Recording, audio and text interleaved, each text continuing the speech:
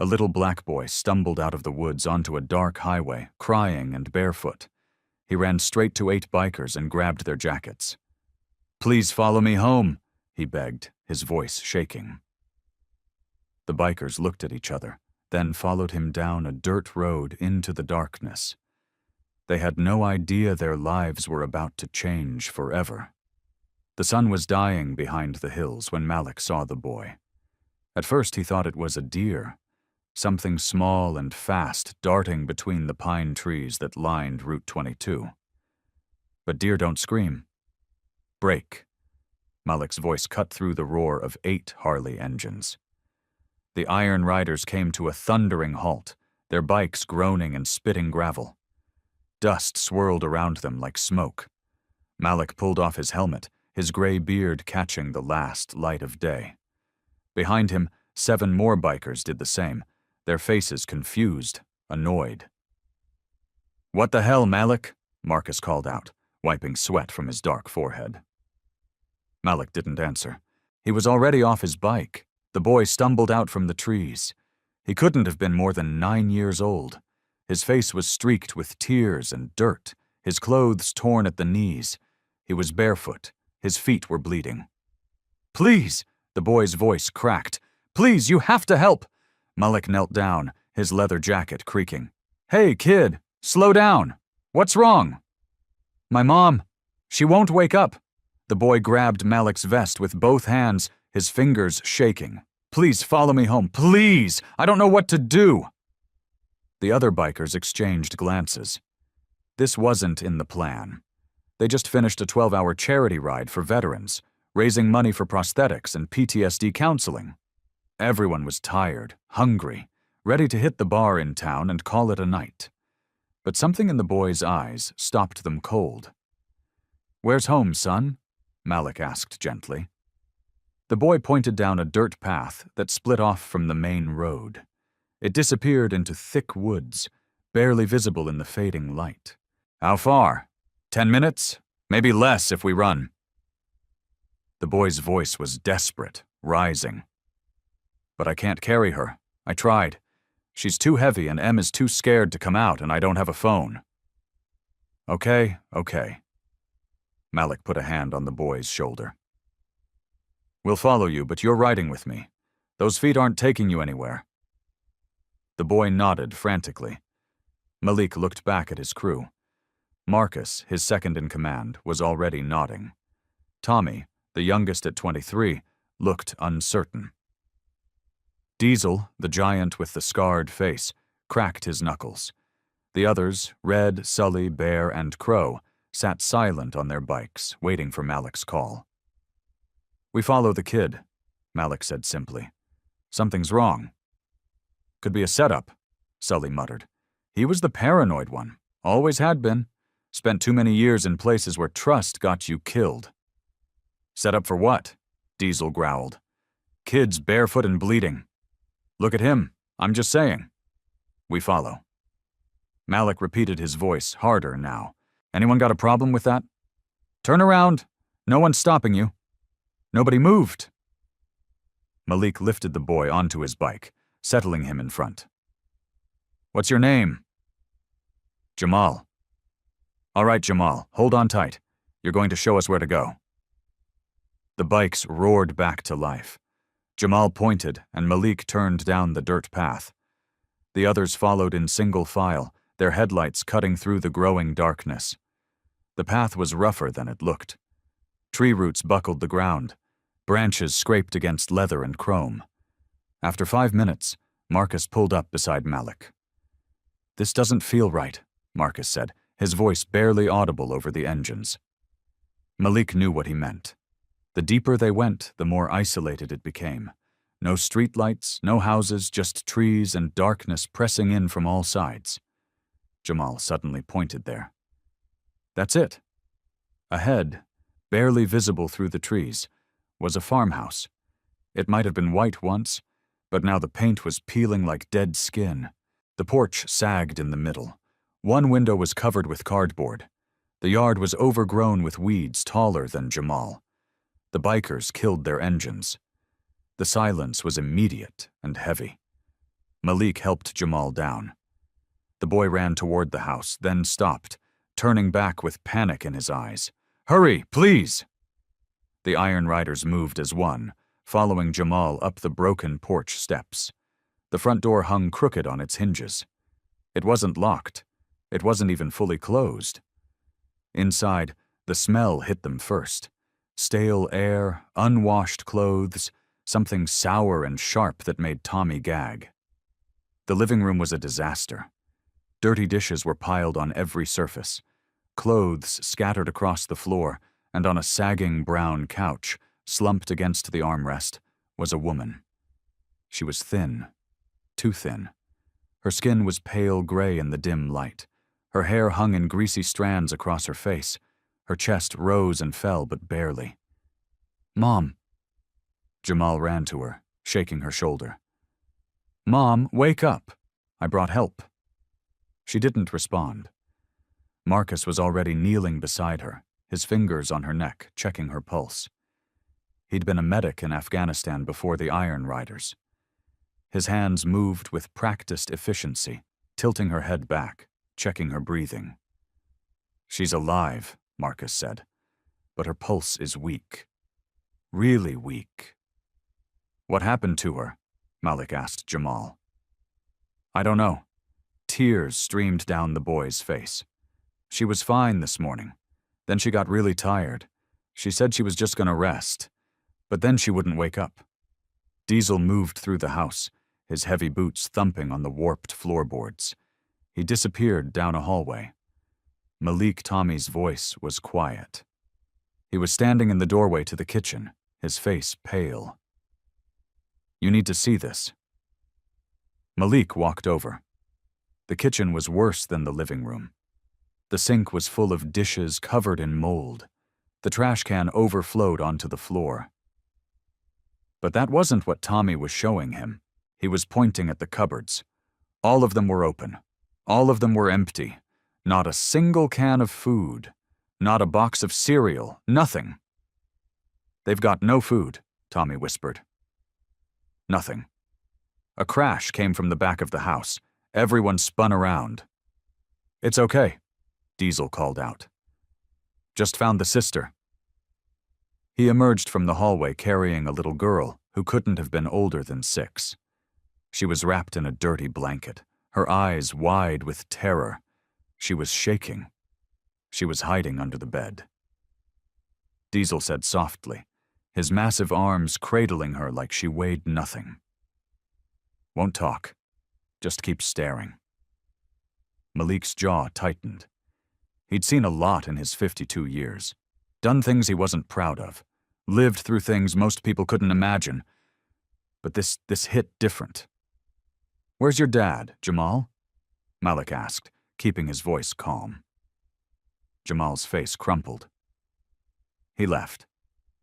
4 days ago. He said he was going to buy cigarettes. He didn't come back." Marcus looked up from the mother. "You've been alone for 4 days." Jamal nodded, wiping his nose with his sleeve. "Mom kept saying he'd be back. She kept waiting. But then she ran out of her medicine and she got sick." And his voice broke. "I didn't know what to do. Emma was so hungry. I gave her the last can of soup yesterday. Then there was nothing left." The bikers stood frozen in the ruined house.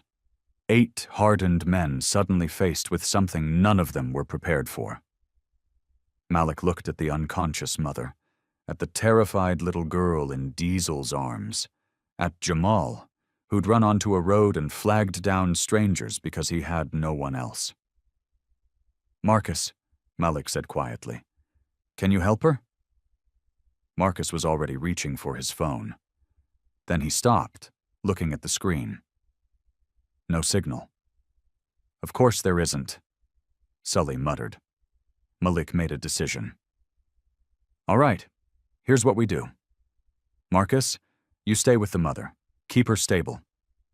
Diesel, you and Tommy take my bike and get back to town. Find a doctor who will come out here. Don't take no for an answer." "And the rest of us?" Red asked. Malik looked at Jamal and Emma, 2 kids who'd been abandoned and forgotten, left to survive on their own in a house with no food and a dying mother. "We stay," Malik said. "We don't leave them alone. Not tonight." Nobody argued. Whatever they'd been expecting when they left on that charity ride this morning, it wasn't this. But here they were, and something told Malik that this night was just the beginning. The first hour crawled by like a wounded animal. Marcus worked on the mother while the others searched the house. What they found made Malik's blood run cold. In the bathroom, Crow discovered a collection of orange pill bottles scattered across the counter. He brought them to Marcus, who read the labels with growing concern. Antidepressants, anxiety medication, pain pills. Marcus shook his head. "Some of these are months old. She hasn't been refilling them." "Why not?" Malik asked. Marcus held up one bottle, showing him the price sticker still attached. $60? Without insurance. He gestured at the other bottles. "She's probably been choosing between medicine and food." "And the father chose cigarettes and never came back," Sully said darkly from the doorway. In the mother's bedroom, Red found something that made him call for Malik. Inside a shoebox under the bed were past due notices. Electric bill 3 months overdue. Water bill 2 months. Property tax notice stamped in red. Final warning. But it was the envelope at the bottom that stopped Malik cold. Inside was a single photograph, a family picture, maybe 2 years old. The mother looked healthy then, smiling. The father stood beside her, tall, broad-shouldered with cold eyes, even in a happy photo. Jamal and Emma were tiny, grinning at the camera. On the back, someone had written in shaky handwriting. Before everything fell apart, Malik slipped the photo back and returned to the living room. Jamal sat on the floor beside his mother, holding her hand. Emma had finally allowed herself to be set down, but she stayed pressed against Diesel's leg, clutching his jeans with small fists. "Jamal," Malik said gently, sitting across from him. "I need you to tell me what happened." "All of it." The boy's lip trembled. "Dad lost his job last year at the factory. He started drinking more. Him and Mom fought all the time." He paused, his voice dropping to a whisper. "He hit her sometimes." When he was real mad, Malik's hands clenched into fists. Beside him, Sully's jaw tightened. "Mom got sad after that," Jamal continued. "Real sad. She stopped going places, stopped cooking. Dad said she was weak, that she needed to get over it." Tears rolled down his cheeks. Then 4 days ago they had the biggest fight ever. He said he was done, said we were dragging him down. He took his truck and left. "Did he take anything with him?" Marcus asked. Jamal nodded. "The money jar. It had like $300 in it. Mom was saving it for Emma's medicine. She gets sick a lot." As if on cue, Emma coughed, a wet, rattling sound that made Marcus's head snap up. "How long has she been coughing like that? 2 weeks, maybe?" Jamal said. "Mom said we'd take her to the doctor when Dad came back with money." Malik stood up and walked to the front porch, needing air. Crow followed him out. They stood in silence, watching the darkness beyond the porch light. Moths circled overhead, throwing strange shadows. "I've got a daughter," Crow said quietly. He rarely spoke about his past. "She's 20 now. I haven't seen her in 8 years." Malik glanced at him. "I was a lousy father," Crow continued. "Drunk most of the time, mean, and the rest of it. Her mother finally kicked me out. Best thing she ever did." He lit a cigarette, his hands shaking slightly. "These kids, they remind me of what I put my little girl through." Before Malik could respond, Red stuck his head out the door. "Diesel and Tommy are back with a doctor."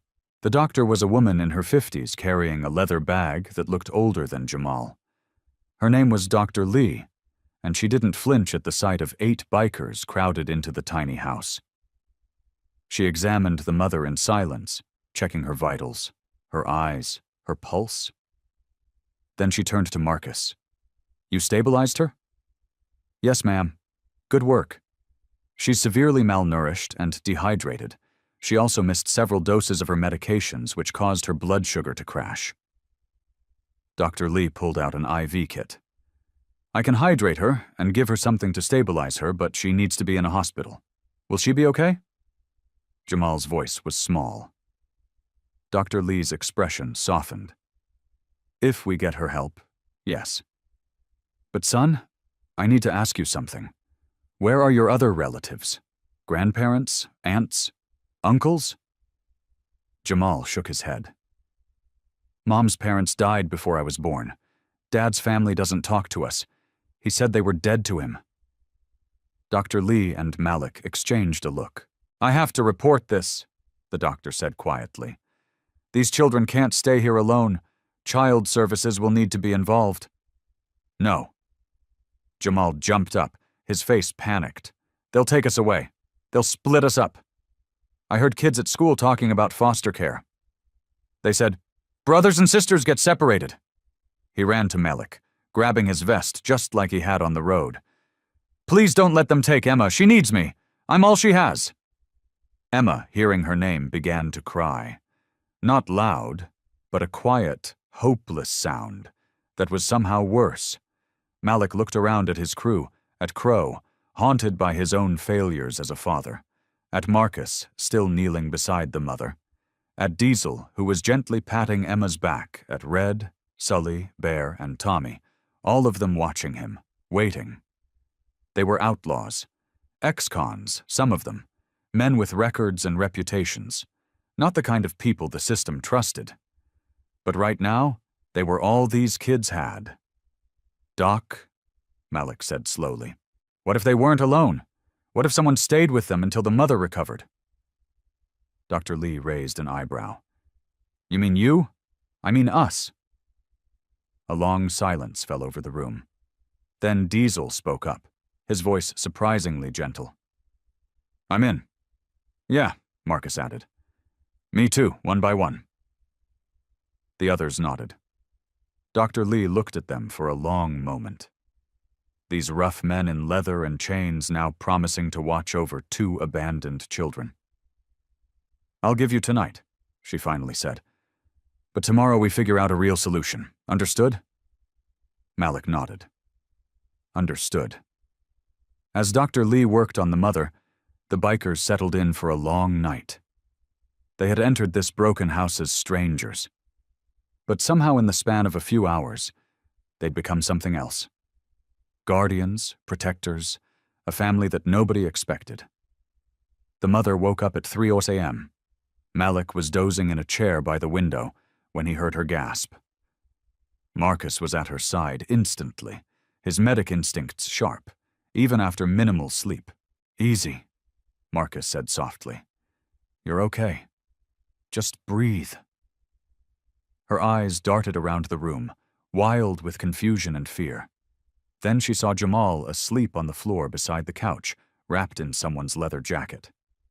Her face crumbled.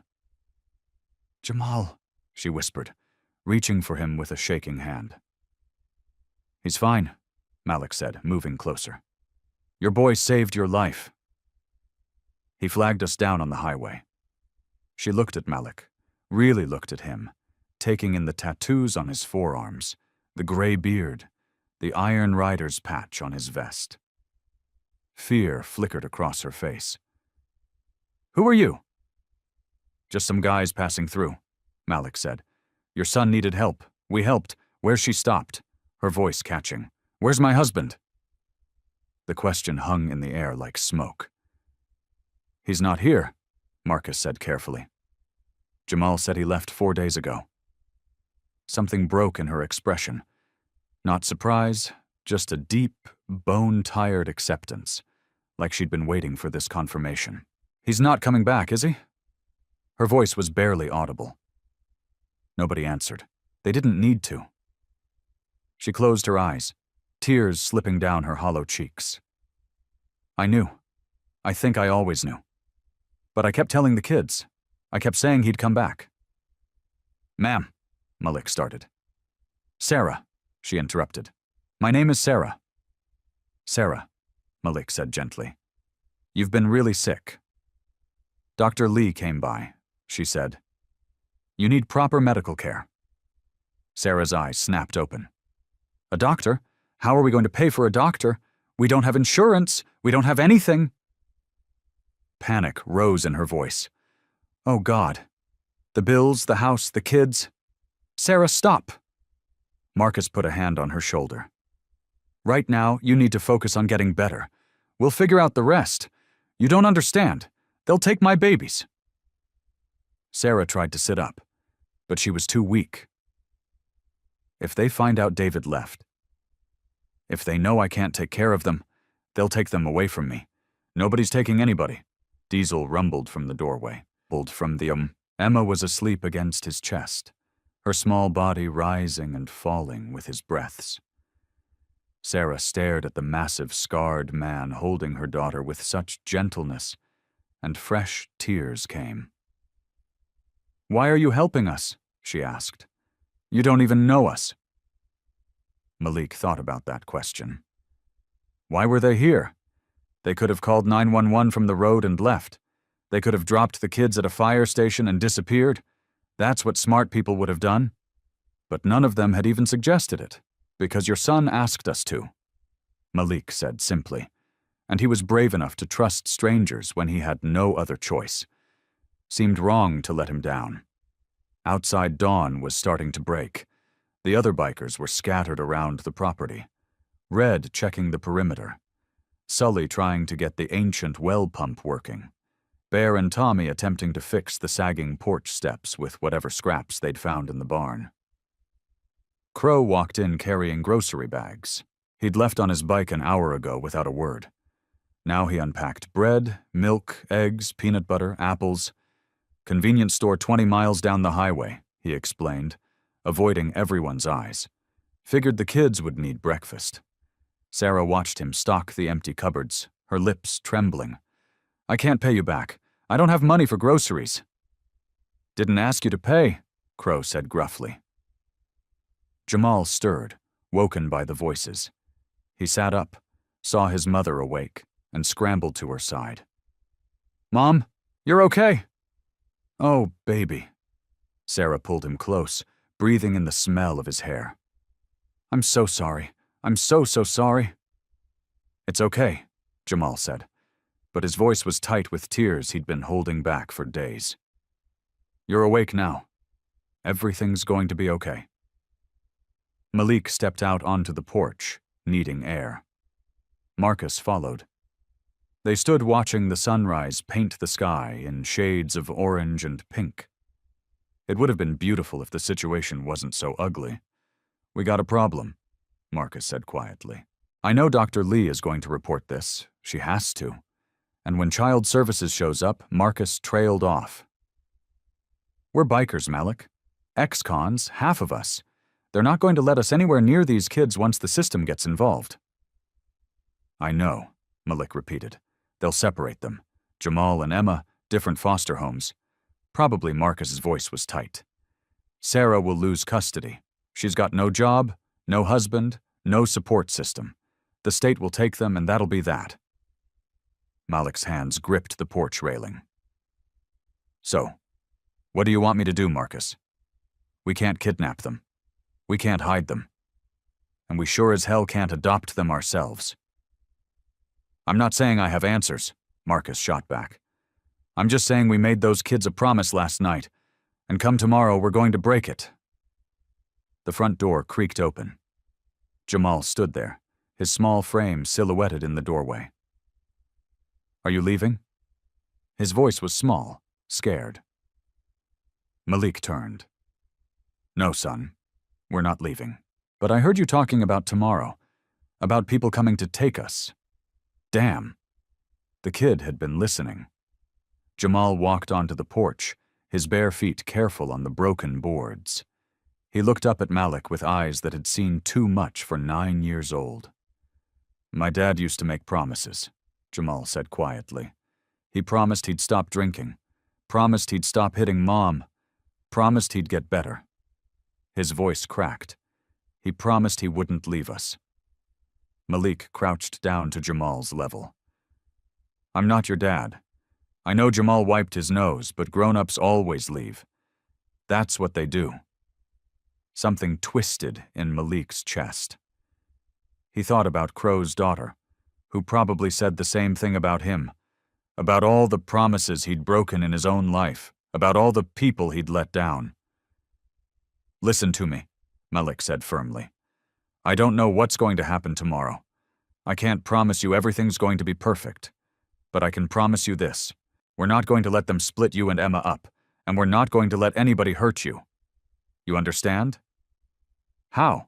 Jamal asked. How can you stop them? Malik stood up, looking at Marcus, then back at the boy. I don't know yet, he admitted. But we're going to figure it out.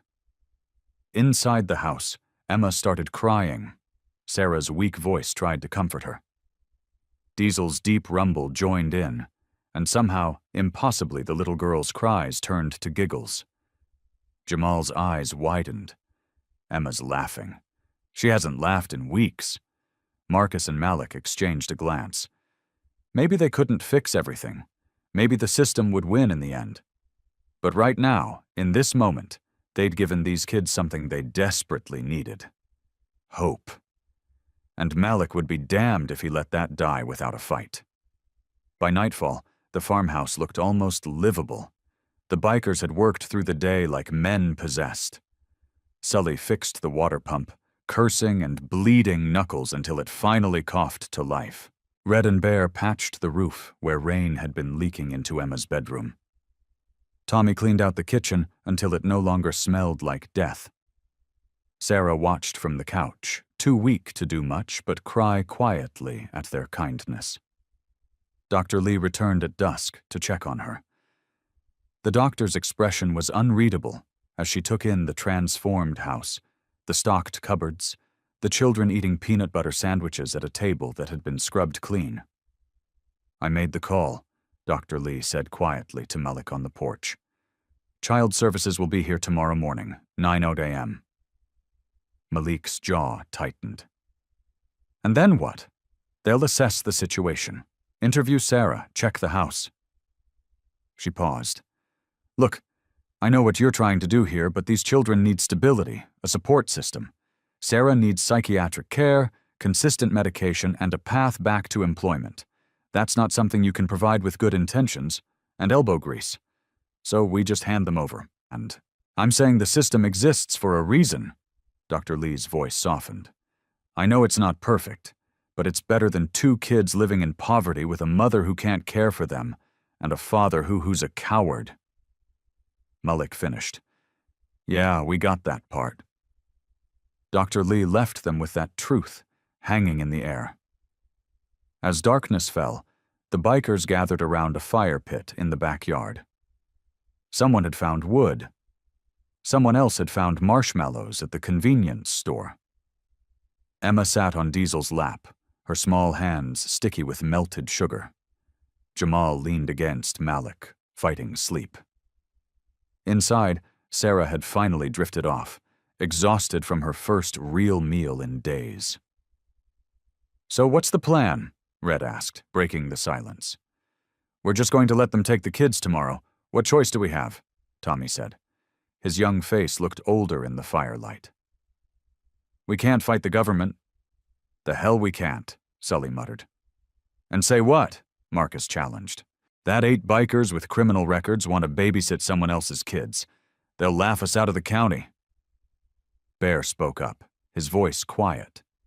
My cousin works in family services. Over in Jefferson County, he poked at the fire with a stick. She told me once that they always try to keep families together. It's the first priority, but they need to see a support structure, someone who can help the parent get back on their feet. Sarah doesn't have anyone. Crow said, That's the whole problem. No, Malik said slowly, an idea forming. She's got us. Everyone turned to look at him. Think about it, Malik continued. We're the Iron Riders. We do charity work all the time. Veterans, homeless shelters, toy drives at Christmas. It's literally what we were doing when we found these kids. So, Sully asked. So, we make this our new project? Malik's voice gained confidence. We tell Child Services we're their support network. We'll help with repairs, groceries, transportation to appointments. We'll make sure Sarah has what she needs to get better. We'll prove the kids don't need to be taken away because their mother isn't alone anymore. Marcus stared at him. You're serious? Dead serious. Malik, Marcus said carefully. That's not a weekend project. That's a commitment. Months, maybe years. That means regular check-ins, background checks, social worker visits. That means showing up when it's not convenient, when it's boring, when it's hard. Malik looked around the fire at his crew.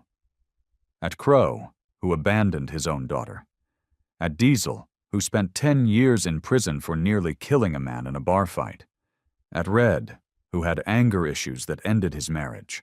At Sully, who trusted no one. At Bear and Tommy, both running from pasts they never talked about. Broken men, all of them. Men who'd made mistakes. Men who'd hurt people, but also men who'd spent the last 24 hours fixing a house for strangers.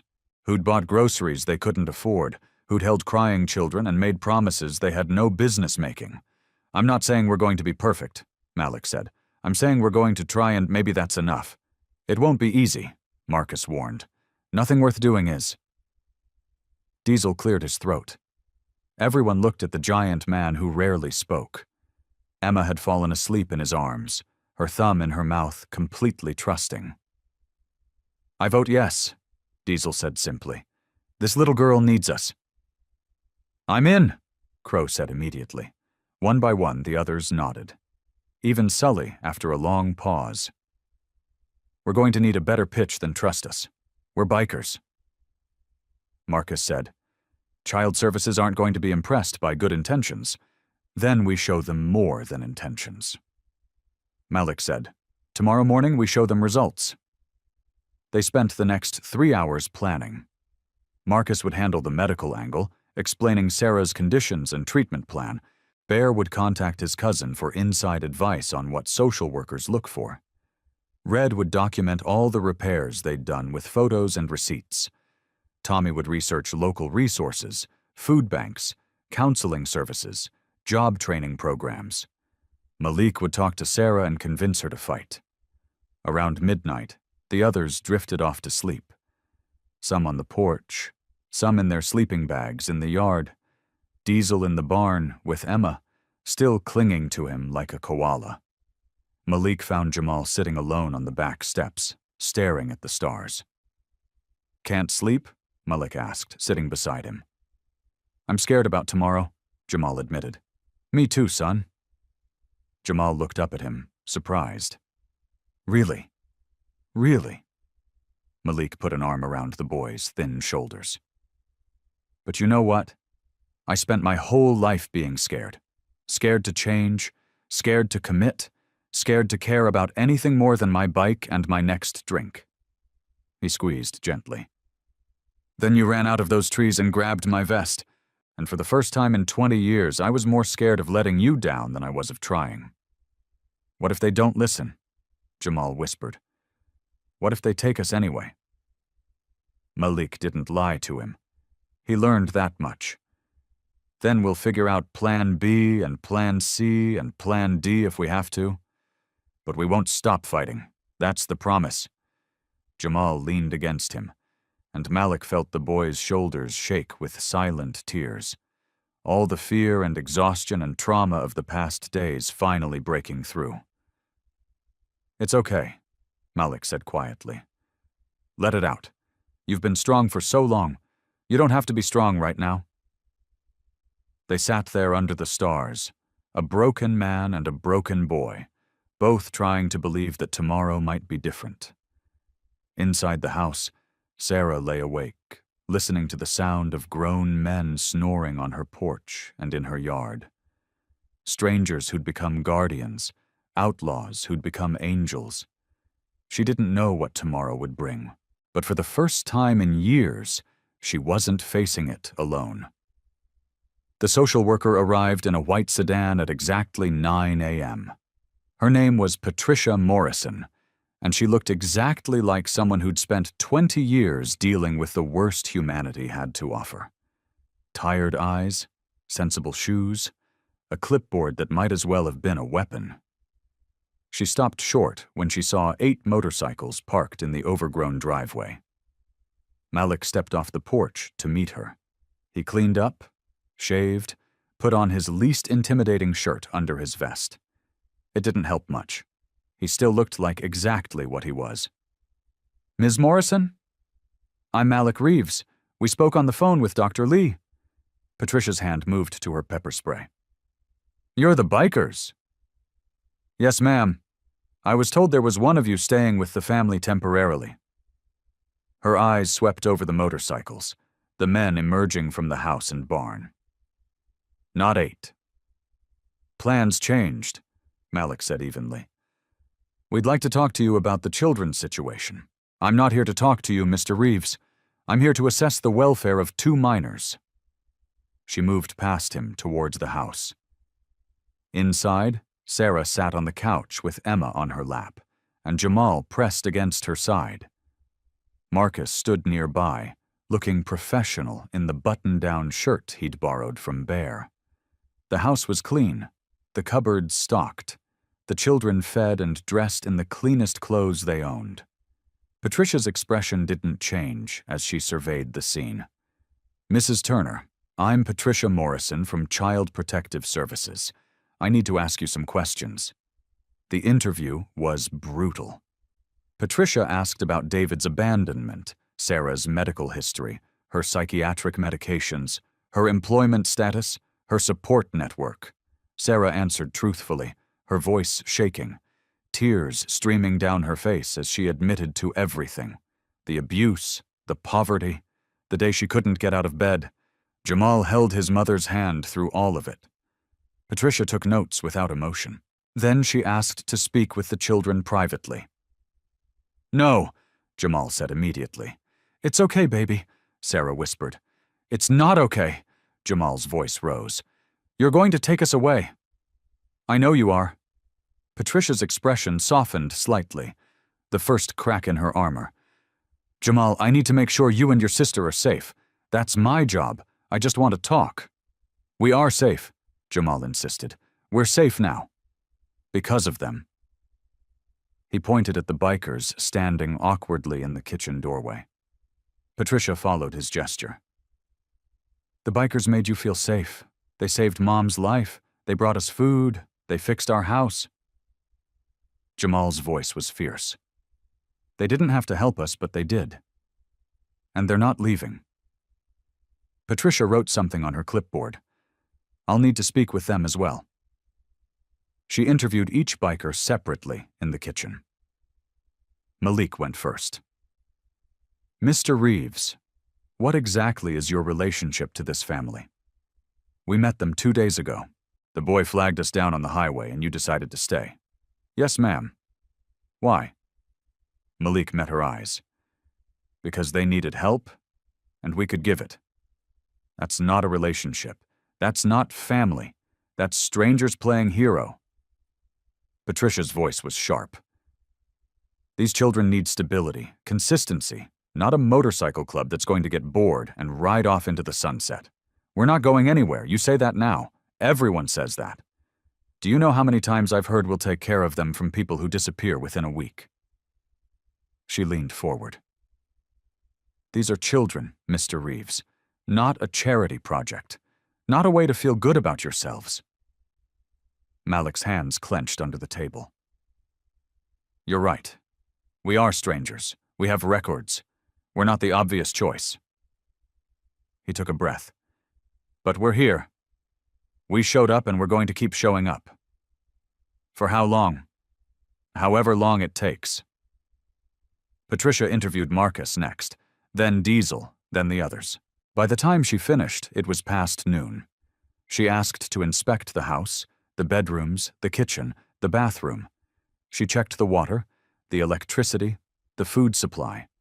She made notes about everything. Finally, She sat down with Sarah again. "Mrs. Turner, I'm going to be honest with you. This situation is unusual." Patricia chose her words carefully. "Your children have been living in neglectful conditions. You have untreated mental health issues. You have no income and no immediate family support. Under normal circumstances, I would recommend immediate removal of the children pending investigation." Sarah's face crumbled. Emma began to cry. Jamal stood up, his small body shaking with rage and fear. "However," Patricia continued, raising a hand, "the circumstances have changed significantly in 48 hours. The house is habitable. The children are fed and healthy, aside from Emma's cough, which Dr. Lee is treating. And you appear to have acquired a support system." Hope flickered across Sarah's face.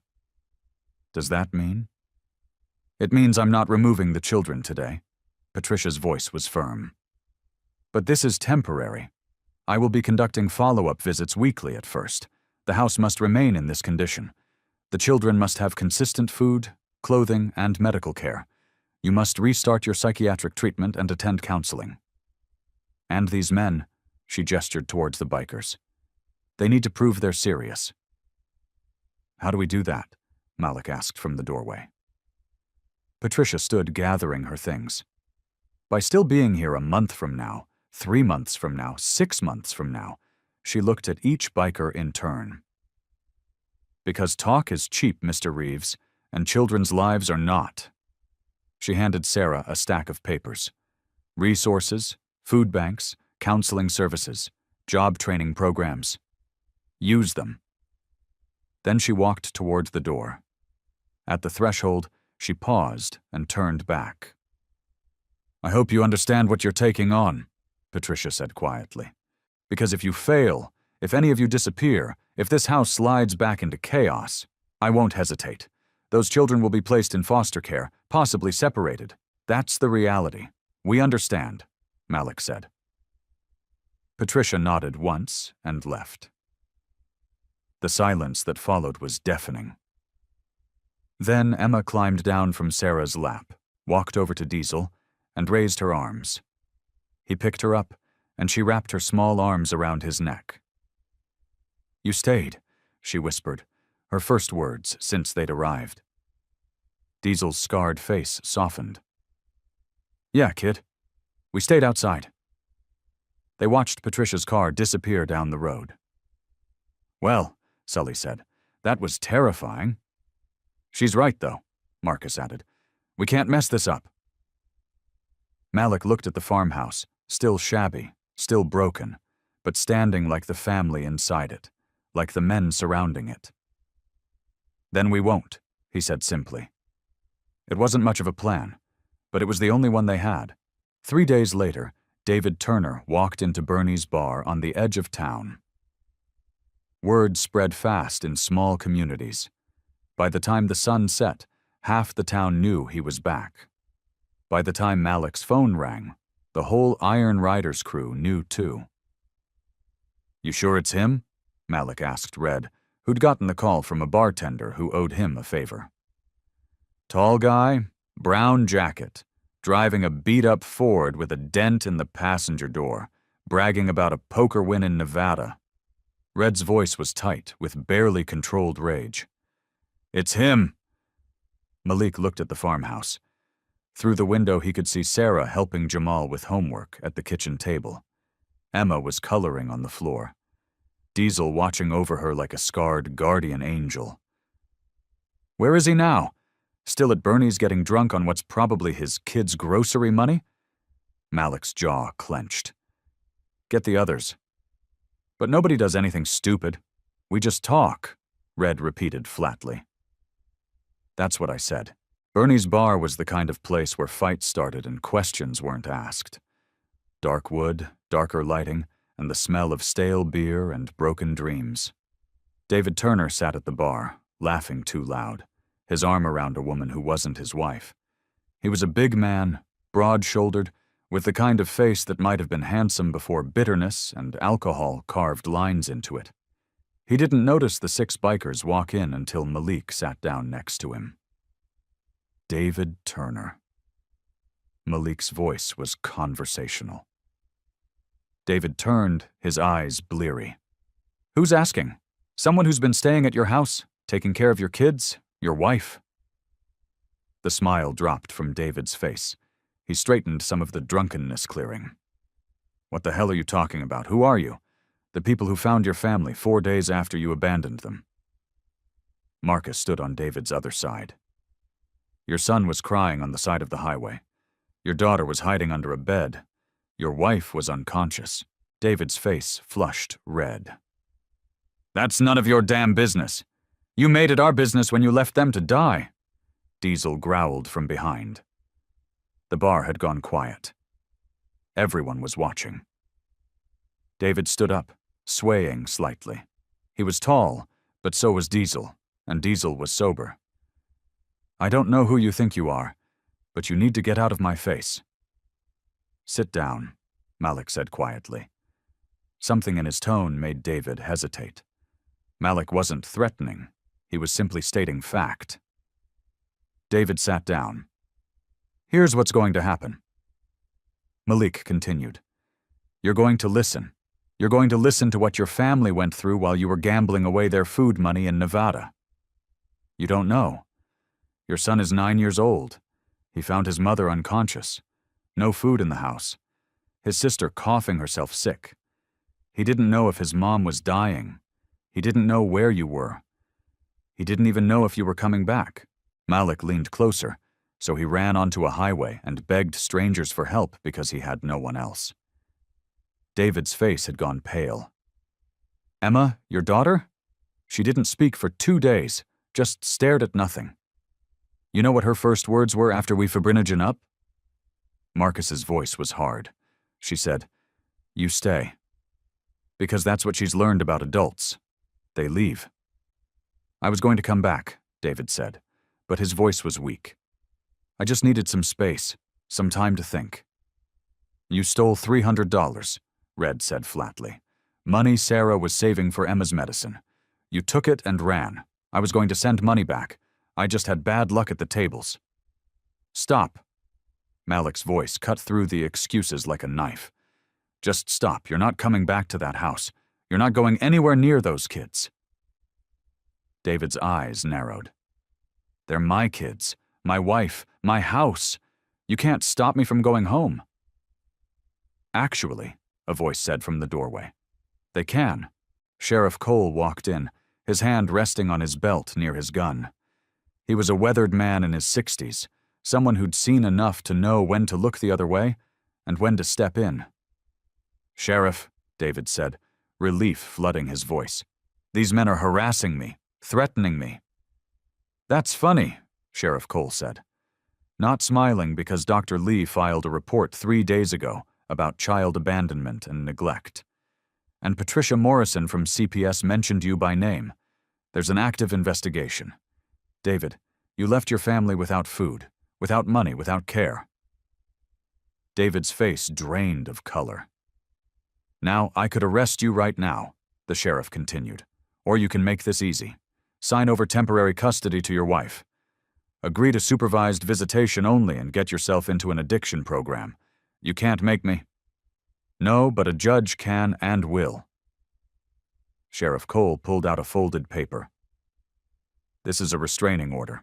You stay 500 feet away from that farmhouse and those kids until you prove you're not a danger to them. David stared at the paper like it was a snake. Sign it, Malik said quietly. Or don't. Your choice. But if you go near that house, if you try to see those kids, if you so much as drive down that road, we'll know. And next time we won't just talk. It wasn't a threat. It was a promise. David's hand shook as he took the pen Sheriff Cole offered. He signed, his signature barely legible. Good choice, the sheriff said, pocketing the paper. Now get out of my town. David stood, looked at the bikers surrounding him. Men who'd done more for his family in 3 days than he'd done in years, and something broke in his expression. Shame, maybe? Or just the realization of what he'd lost? Tell Sarah, he started. No, Marcus cut him off. You don't get to send messages. You don't get to ask for forgiveness. You lost that right? David nodded slowly, grabbed his jacket and walked out of the bar. They watched through the window as he got into his truck and drove away, taillights disappearing into the darkness. The bar erupted in whispers. Malik turned to Sheriff Cole. "Thank you," the sheriff shrugged. "Dr. Lee's a friend. She told me what you boys have been doing out there." He studied Malik with sharp eyes. "I've known you and your crew for years, caused me headaches more than once. But this," he nodded slowly. "This is good work. Keep it up." As they walked out, Crow spoke up. "What if he comes back anyway? Restraining order or not, then we deal with it," Malik said simply. But as they rode back to the farmhouse, Malik couldn't shake the image of David Turner's face. Broken, ashamed, angry. A man who'd thrown away everything and was only now realizing what it cost. They pulled up at the farmhouse. Inside, the lights were warm. Through the window, they saw Sarah laughing at something Jamal said. Emma was dancing with Sully to music from an old radio. A family healing, growing, living, and they'd made sure the man who tried to destroy it couldn't come back and finish the job. It felt like victory. But something told Malik this wasn't over yet. Patricia Morrison returned exactly 1 week later, clipboard in hand, skepticism still etched on her face. What she found made her pause at the doorway. The farmhouse yard had been transformed. The weeds were cut. The porch was repaired and painted. Solar lights lined the pathway. Tommy's idea paid for, with money pooled from the crew. Through the window, she saw Sarah at the kitchen counter actually cooking real food, chicken and vegetables, not canned soup. Inside, Patricia conducted her inspection with the same thoroughness as before, but this time the difference was undeniable. Emma's room had been painted pale yellow. There were curtains on the windows, hand-sewn by a woman from Crow's AA meeting who wanted to help. Books lined a shelf Diesel had built. The little girl showed Patricia her new stuffed bear with pride. "Diesel won it for me at the fair," Emma said, hugging it tight. "He threw rings and won on his first try." "Did he now?" Patricia made a note. In Jamal's room, homework was organized on a desk Red had salvaged and refinished. A calendar on the wall showed check marks for chores completed, stars for good behavior, structure, routine, stability. Patricia interviewed Sarah again. "How are you feeling, Mrs. Turner?" "Better." Sarah's voice was stronger than last week. "I started counseling. Dr. Lee connected me with a psychiatrist who adjusts medication costs based on income. I can actually afford it now," she paused. "And I've been applying for jobs. Marcus helped me update my resume. The biker helped with your resume. He was an EMT before he joined the club. He knows how to make things look professional." Sarah smiled slightly. "He's been practicing interview questions with me. So have the others. Malik makes me answer while he times me. Says I need to stop apologizing for everything." Patricia's pen hovered over her clipboard.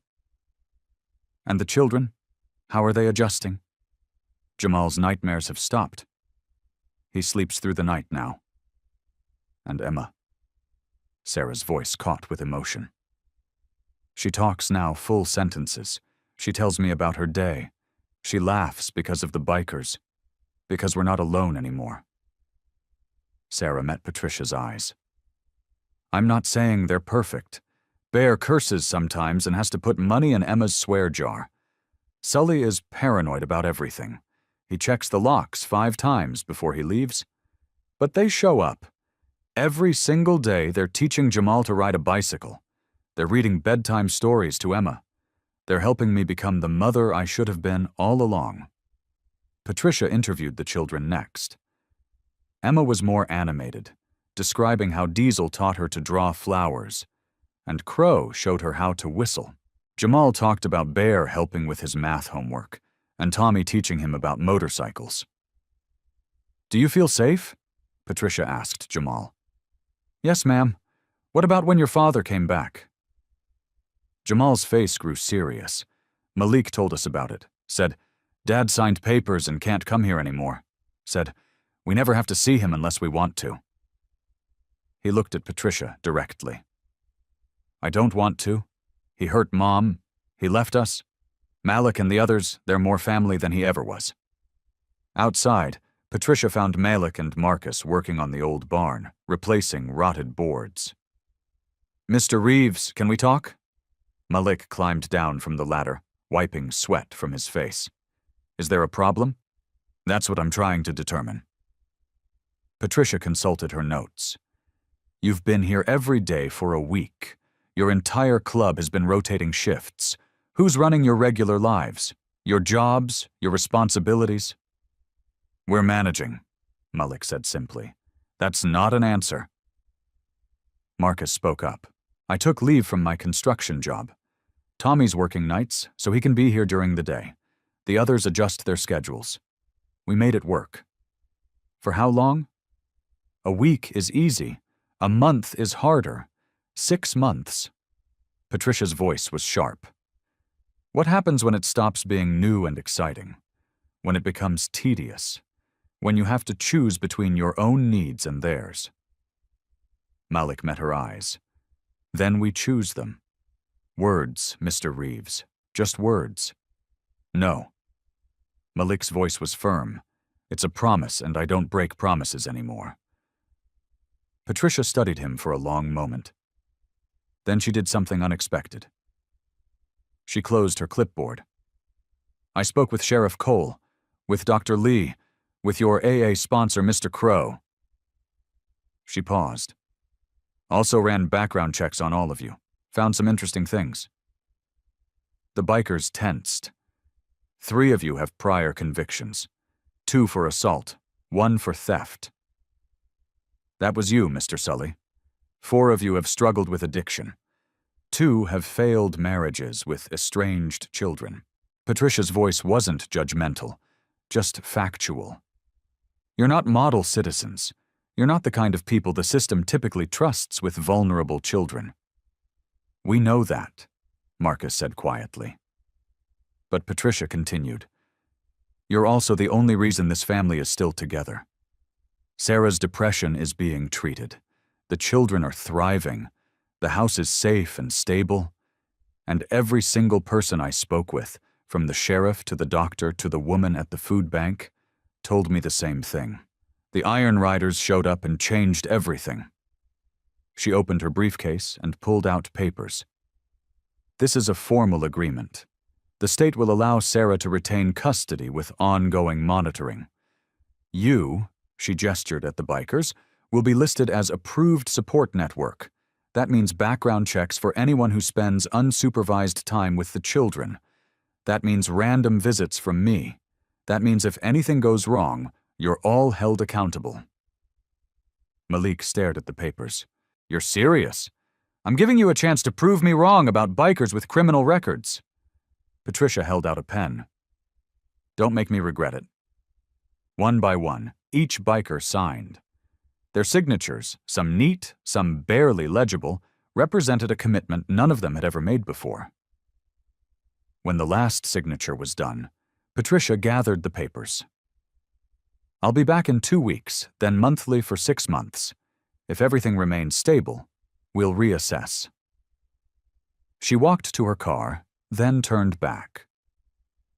Mr. Reeves, for what it's worth, what you're doing here, it matters more than you probably realize. After she left, the bikers stood in silence. We really just signed up for 6 months of social worker visits, Sully said finally. Yep, Malik confirmed. Random checks, background investigations, the whole system watching everything we do. That's the deal. Sully was quiet for a moment. Then he shrugged. Worth it? Yeah. Diesel rumbled in agreement. It is. That evening they told Sarah about the agreement. She cried the good kind of tears this time. She hugged each of them. This broken woman and these broken men. all of them healing together. Jamal asked Malik, "Does this mean you're staying? Really staying?" Malik knelt down to his level. "Kid, we're not going anywhere. You're stuck with us." Jamal threw his arms around Malik's neck, holding on like he was afraid to let go, and Malik held him back. This boy who'd saved them as much as they'd saved him. Outside, the sun set over the farmhouse. The motorcycle sat in a neat row in the driveway. The lights inside glowed warm against the darkening sky. It wasn't perfect. There would be hard days ahead.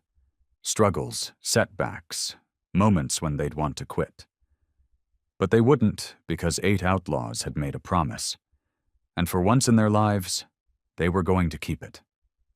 6 months passed like chapters in a book nobody expected to read. The farmhouse that had once been a monument to abandonment and despair became something else entirely. The paint didn't peel anymore. The porch didn't sag. Flowers grew in boxes that Diesel built and Emma painted.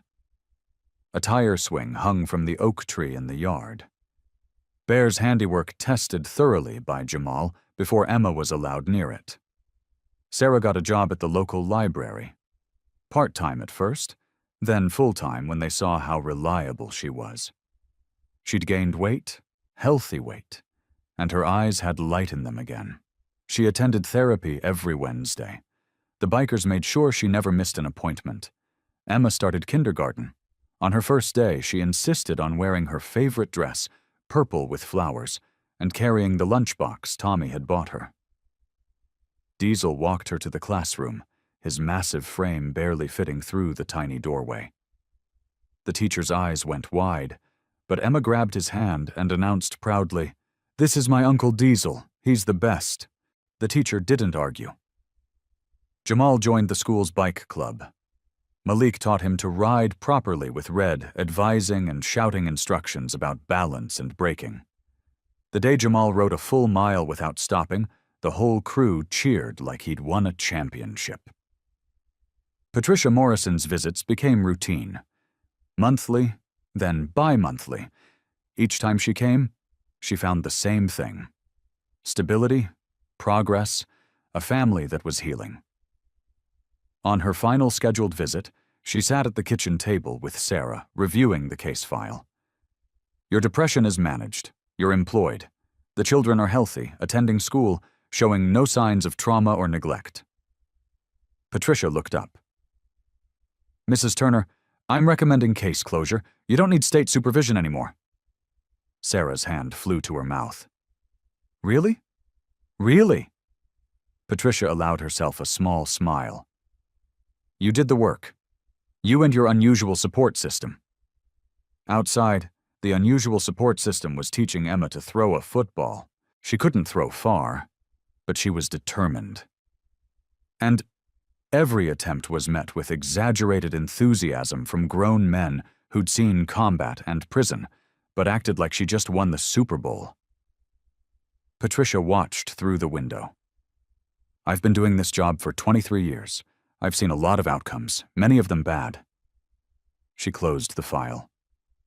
"This is the first time I've seen a motorcycle club save a family. I wasn't sure I'd ever write these words, but they're good for you. For the kids." Sarah wiped tears from her eyes. "They saved us, all of us. No, you all saved each other." That night, Malik called a club meeting at the farmhouse. Everyone gathered around the kitchen table, the same table where they'd first found empty cupboards and desperation. Patricia closed the case. Malik announced, "Sarah and the kids are officially stable. No more state supervision." Cheers erupted. Diesel lifted Emma onto his shoulders. Jamal high-fived Marcus. Sarah laughed. Really laughed for the first time in years. But Malik continued, raising his hand for quiet. "I've been thinking. We stumbled into this. We found one kid on one road. But how many other kids are out there? How many other families falling apart with nobody to catch them?" The room went silent. "I'm not saying we can save everyone," Malik said. "But we saved this one, and if we could do it once..." He trailed off, letting them finish the thought. Crow spoke first. "You're talking about making this official, a real mission. I'm saying we got something here. Resources, skills, a network. What if we used it?" Marcus nodded slowly. "There are programs, organizations that connect volunteers with at-risk families. We could partner with them." "We need structure," Red added. "Maybe non-profit status. Funding. Can't do everything out of pocket forever." "I know a lawyer who owes me a favor," Sully said. "Could help with the paperwork." Tommy pulled out his phone. "I'm already designing a logo. Iron Riders riding for forgotten kids." Malik looked at Sarah. "What do you think?" She smiled through tears. "I think you're going to change a lot of lives." 3 months later, the Iron Riders held their largest charity ride yet. Over 200 motorcycles gathered in the town square. The local news was there. Cameras, reporters, people who had once whispered about the scary bikers now lined the streets with signs of support. At the front of the formation, Malik sat on his motorcycle. But he wasn't alone. Jamal sat in front of him wearing a child-sized helmet that Crow had custom painted with flames. The boy's hands gripped the handlebars, his face split in the biggest grin anyone had ever seen. "You ready, kid?" Malik asked. "Ready?" Jamal shouted. Behind them, the other riders revved their engines, a thunderous roar of chrome and horsepower, but this time it wasn't intimidating. It was triumphant. A banner stretched across the lead bikes. Iron Riders riding for forgotten kids. Sarah stood on the sidewalk with Emma, who waved enthusiastically. The little girl was wearing a tiny leather vest, a gift from the club with her name embroidered on it. Emma Turner, Honorary Iron Rider. Patricia Morrison stood nearby, clipboard free for once. She caught Malik's eye and gave him a nod of respect. Sheriff Cole directed traffic, wearing a slight smile. Dr. Lee waved from the crowd. Even the town mayor had shown up to give a speech about community and second chances. The ride would take them through 3 counties, ending at a children's hospital where they'd deliver toys and donations. But more than that, they delivered hope. Proof that sometimes the people society writes off are the ones who show up when it matters most. Malik revved his engine. The sound echoed off the buildings, powerful and alive. He thought about that day 6 months ago, a crying boy stumbling out of the trees, a desperate plea, a choice to follow when it would have been easier to ride away. That choice had changed everything. "All right, Jamal," Malik called over the roar of engines. "Wave to your mom and sister." Jamal waved with both hands, bouncing with excitement. "Now hold on tight," Malik said. "We've got a mission." The convoy rolled forward, 200 motorcycles moving as one, a brotherhood that had found its purpose, men who'd spent years running from their past, now riding toward their futures. At the back of the formation, Diesel rode with Emma's stuffed bear, strapped to his bike. She'd insisted he take it for good luck. Crow rode beside Marcus, both of them sober and steady. Red, Sully, Bear, and Tommy flanked the sides, protective and proud. They weren't perfect. They still made mistakes. Some days were harder than others. But they showed up. They kept their promises. They did the work. Because one little black boy had run out of the trees crying, "Please follow me home," and they had followed him into something bigger than any of them could have imagined, into redemption, into family, into a mission that would echo through countless lives yet to be saved. The motorcycles disappeared down the highway, their roar fading into the distance.